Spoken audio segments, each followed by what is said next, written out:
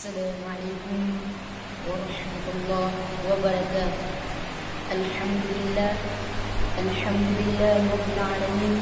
Wassalatu wassalamu ala asyrafil anbiya'i wal mursalin Sayyidina Muhammad wa ala alihi wa sahbihi ajma'in. Puji beserta syukur marilah sama-sama kita panjatkan kehadiran Allah Subhanahu wa taala, yang mana Allah telah diberi dan sehat badan, waras pikiran, sehingga dia dapat berkumpul di tempat yang benar. Dan tidak lupa pula kita sendiri sebutkan kemampuan alam Nabi Muhammad sallallahu alaihi wasallam dan para beliau sekalian. Untuk mempersiapkan kalimat ini, marilah saya masukkan dalam pidato yang berjudul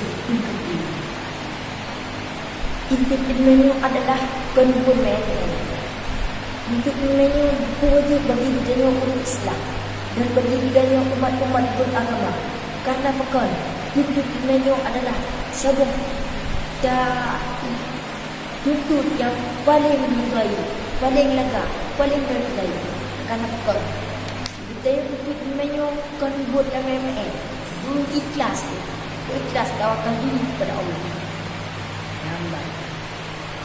Bila tuntut ilmu pegahlah hadis adalah sebahagian tempat yang paling kuat. Tempat yang paling kuat yang mana kita yang merasakan. Lagi kita berdoa, yang lagi kita baca, lagi kita semayang dan sebagainya.